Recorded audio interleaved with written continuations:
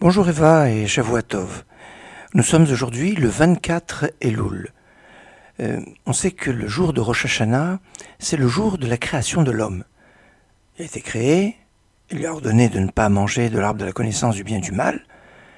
L'homme a transgressé et il a été jugé. Voilà pourquoi le jour de Rosh Hashanah, c'est le jour du jugement. Création de l'homme et jour de son jugement, c'est le premier Tishri.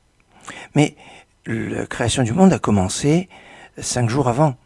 En effet, c'est le 25 Elul que commence la création de la lumière, d'après le texte de la Genèse, où on a chaque jour une création particulière, ou un ensemble de créations particulières, le 6e jour étant le jour de la création de l'homme, le premier jour, le jour de la création de la lumière.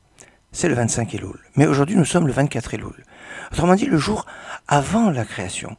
Et ce jour avant la création, d'après les textes kabbalistiques, on dit que ça fait référence au monde que Dieu a créé avant notre monde et dont l'allusion se trouve dans une lecture kabbalistique dans le chapitre 39 de la Genèse, du verset 31 au verset 43, où on nous parle des rois qui ont régné en Édom avant que règne un roi en Israël, pour les bénis Israël. Ici, eh bien, d'après le Zohar, ça fait référence à ces rois, comprenez ces mondes que Dieu avait créés avant notre monde et qui avaient été détruits. Aujourd'hui, c'est aussi le jour anniversaire de la disparition d'un très grand maître. Il s'agit du Chafetz Chaim, l'auteur du livre fondamental sur les lois du langage, sur les interdits du Lashon Hara, sur les interdits de la Rechilut. Rappelons que le Lashon Hara, c'est dire quelque chose qui est vrai, pas quelque chose qui est faux. Quand c'est faux, ça s'appelle Motzi Shemra, c'est un autre terme.